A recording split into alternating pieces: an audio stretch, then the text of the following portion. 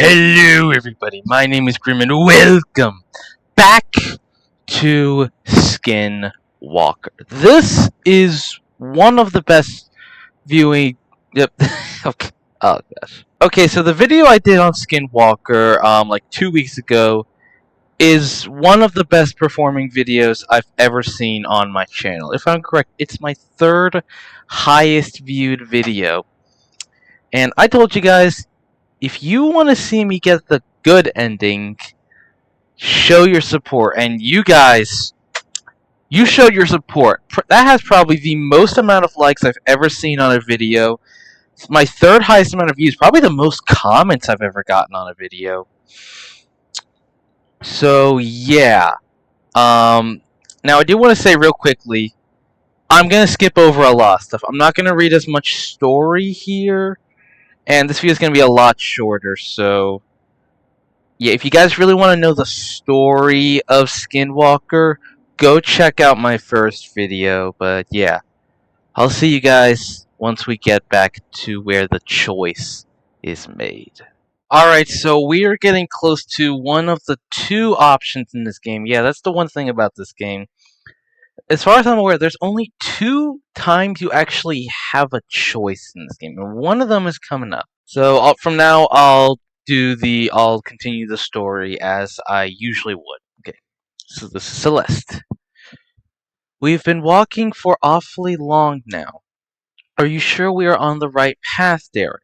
I've walked this path hundreds of times. We are on the right path. No, we are not. I know how this goes. Alright, Michael, I don't recognize anything from when we were walking to the camp, though. I said we were on the right path. Darren, you are just a piece of shit, friend. I'm just saying, dude. But as time went on, it became obvious that Darren had no idea where we were. Absolutely. Darren couldn't find the path. Maybe it was the fog, maybe the darkness, maybe something else. Either way, we were lost. I kept looking behind me. I was having that feeling where you think someone is watching or stalking you. I nearly tripped over Celeste when she fell. Help Celeste up? I'm going to pick no. She shook her head and got to her feet. The ground was getting muddy. It was getting even mistier. If not for the flashlight, I wouldn't have any idea who she was. I recognized that tree. We're getting to the cabin. Again, I had the feeling that something was watching me. My gut was screaming at me that something, somewhere, was wrong. I realized the sound from earlier was back, softer, but still present. I started looking around, panicking. I did a head count, or more accurately, silhouette count. Me, Celeste walking beside me, Darren in the lead, Michael to the left. Who the heck was the guy behind Michael? I quickened my pace. I thought about shouting out, but was worried. If I did, maybe the thing would turn around and jump Michael or something. I didn't know what to do. I ran my fingers along a knife I brought from camp. Then the cabin appeared out of nowhere. The mist was starting to disintegrate around us. It was easier to make out who everyone was. I looked at the thing next to Michael. She looked like Celeste. The thing next to me leaned in front of me. It wasn't Celeste. Jeez, that is terrifying. I should have ran or screamed, but my body was clenching up for no reason. The thing turned and walked into the mist. I caught up with the others as they entered the cabin, practically in tears. They couldn't find the car, and were arguing about where we put it. I told them what I saw. Obviously, they didn't believe me. Still, everyone hurried inside and locked the door. Alright, here it begins. He followed us here. He really wants something from us. What the hell does he want with us? Someone get the shotgun. What? Get the shotgun. Shit. Shoot, he will kill us. Shoot him. Huh? What? Shoot! Shoot now! Nobody said a word for what felt like an wait. That didn't happen last time. In fact, last time there wasn't even a mention of a shotgun until the end. Nobody said a word of what felt like an hour. Finally, Michael slowly walked towards the door and opened it. What they saw sent them all into shock. It was Joe. The Joe inside the cabin started laughing. Silently at first, then louder and louder until everyone had to cover their ears. That was when everyone realized they had made a mistake. The Joe outside the door was the real Joe. A second bad ending? Oh my gosh, I didn't know that was a thing. Oh man, okay. That's intriguing. Oh great, now I gotta do all that over again just to get to the other ending. Or the good ending. Wait, so does that mean in the first time we played this, we were also the Skinwalker?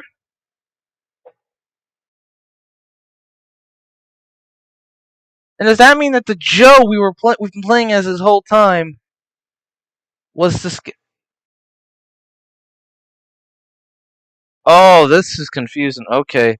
I'll see you guys back when I get to the other part. You know, the other decision.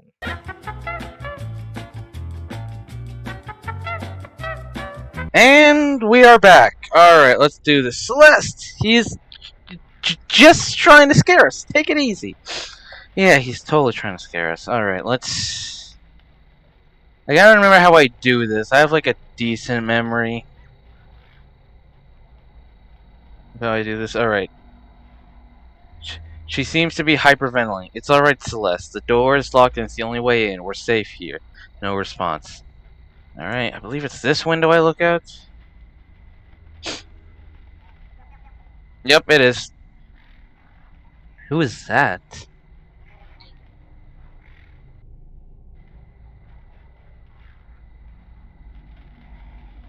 Alright, Darren, we're safe here. It's cool, man. Yeah, we're totally safe.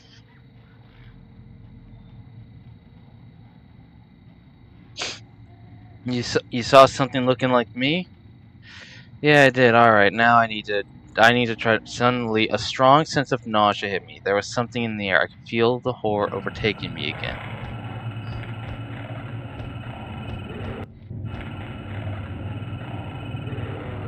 Okay, if I'm correct, I lay down. My head is splitting apart. Ugh, I really wanted to lie down, but I have to make sure everyone is safe. Ah! Okay, Darren, do I have to... Can't get up. Alright, let's go quickly check on Michael. Oh, gosh, excuse me. I don't feel so good.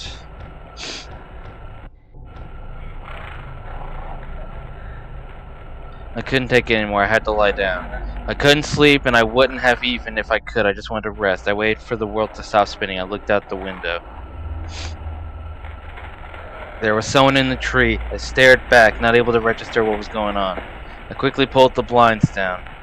Celeste came through the door. She looked pale and disheveled. I dragged her to the bed and laid her down. She was gasping for air as if something was suffocating her. Eventually, her breathing became more regular. I asked where the others were. She shrugged. The room had stopped spinning a bit, but I felt far from good. Suddenly, a voice could be heard from the locked door. What was worse, though, was that it was Celeste's voice. Let me in, God, let me in there. I immediately pulled my knife and placed it at the Celeste lying in bed. Her eyes grew wide with shock and alarm, but they could have been faked. What are you doing? No, I'm the real one. The one out there, that's the imposter. I was kind of in a trance, unsure of what to do and staring down at her. Maybe I would have stabbed her if the voice at the door hadn't changed into some low, deep, guttural voice. Then it became high-pitched, like a little girl's. I pulled my knife away. Snapped out of the trance, now the nausea was returning. I got to the door and opened it. There was nothing there but a trail of black liquid. Suddenly I got this feeling that it might not be the best idea to go outside. Because what I chose last time was to stay inside. The thing was nowhere to be seen. Just as I was turning around, I took a look at the roof. There it was. It was close to a corner, about to turn.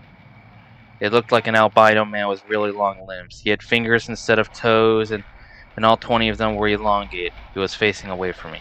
Suddenly the head swiveled 180 degrees and stared at me. I started choking up, as if suffocated. It was hard to breathe. The thing opened its mouth slowly and deliberately. I thought it was going to devour me when its tongue snaked out. On the tip of the tongue was my face, like a tumor. Eyes closed, lip upturned into some psycho smile. There's a legend somewhere that when you see a doppelganger, you die. I thought of that legend, but then the creature rounded the corner and it was gone. I lost it and followed, vision hazy. My heartbeat suddenly seemed ear-splitting to me. I was stumbling because my legs seemed unable to coordinate. Suddenly, I stumbled forward and toppled down. Once I lay there, face down in the grass, my body just seemed to shut down. I couldn't move. I couldn't even turn my head. There was something dripping on my back. My eyelids seemed heavy and started closing of their own accords. I saw white feet with long fingers for toes step into view. When my eyes opened, Celeste was shaking me. She was on the brink of tears and her voice was cracking. Get up! Get up! That bastard was in your skin! My head hurt. I was about to ask her what happened when she started pulling me backwards towards the door. We toppled over and stumbled towards Darren's car, which was parked in a different location from what I remembered. I was glad to be alive. The mist had stopped completely. Celeste was downright crying now. She pushed me into the back seat. That's when I noticed. I was wearing different clothes from when I lost consciousness. Michael was there, huddled up with face buried in his knees. Some clothes, stained with blood, were beside him. They were mine. Darren immediately stepped on the pedal, but nothing happened. He swore and did it again. I noticed that Celeste was armed with a shotgun from the cabin. I asked him what was going on. The thing joined us. He looked like you. We got out of the house and found the car. We were halfway down the road when Michael started screaming. I looked at Michael. He had a glazed over look in his eyes. The thing burst out of your clothes and jumped out of the car. Michael had the shotgun. He was firing out the window. We saw the thing run all the way back to the house at the frickin' speed of light. It was in my skin? Yeah. I looked down at myself. I wondered if I had been possessed or if worse, the thing had cut off my skin and wore as a coat. I shuddered at the thought of something crawling around in my skin. I asked Michael if he was alright. The thing talked to me. I asked about what. He didn't respond. I realized he was sobbing. The car jolted into motion. Darren first pumped at the car as the car started accelerating. I turned back towards the cabin and saw the albino thing standing on the roof at the house, watching us. I shuddered and turned back. Celeste screamed. The thing was in front of the car, on the windshield. It opened its mouth and my tongue face slithered out. Celeste fired the shotgun. Glass shattered and it was thrown backwards. Darren shrieked and I saw blood coming from his face. Something pierced my face and I realized it was glass. The car skid to a stop. The car doors opened and without my discernible reason, I fell out. The thing lay directly across from me, eyes closed as if it was sleeping. I wished I could close my eyes. Its mouth hung open and I saw myself again emerging. I didn't move or anything because I couldn't. My face looked at me and started to talk. I love you, I love you, I love you, I want to be you. It repeated over and over again. It was coming close to me. I wondered if it was going to bite me to death. The thing's eyes shot open and I realized it was going to kiss me. I managed to regain some control and instinctively twisted back from it. I guess that was what saved me. There was a sound like an explosion and blood spouted from the thing. Celeste was standing over it. Her face and body were bleeding and she had spaced out, psychopathic look in her eyes. She had just fired the shotgun. My face looked directly at me. I am you, they whispered. She fired again, and I saw my own face begin rotting to nothing more than a skeleton in front of me.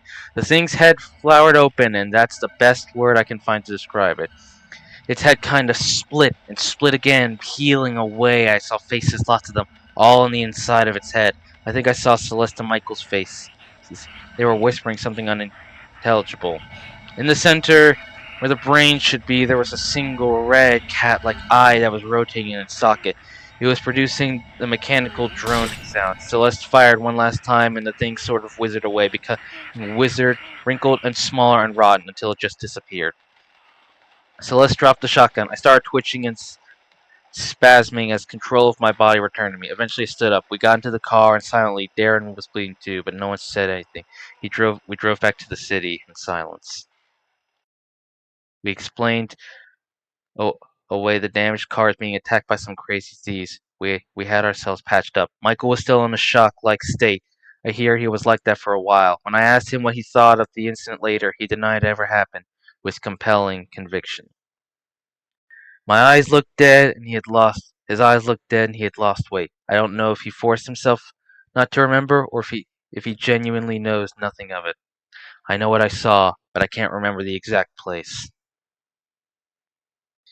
It's been 2 months now. We still refrain from talking about it. If you were expecting some huge twist or something, you'd be disappointed. I still don't know what we met out there. I don't want to know, actually. I still have nightmares about my own face, shouting, I am you. One thing I do know, I am never going camping ever again.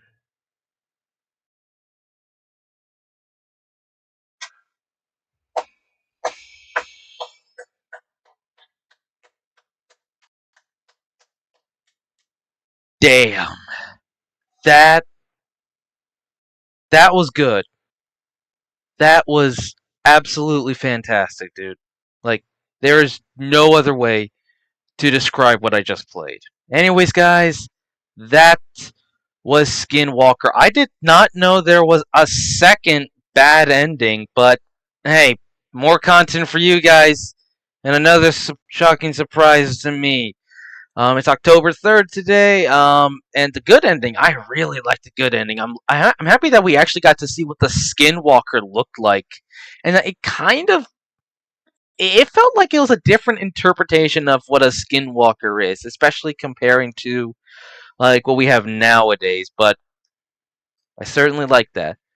But yeah, anyways, I hope you guys enjoyed this video. If you did, be sure to give it a like. If you like what you saw and you want to see more, be sure to hit that subscribe button down below. Of course, share this video around with people you think would enjoy. And of course, comment down below horror games you guys would like to see me play in the future this October.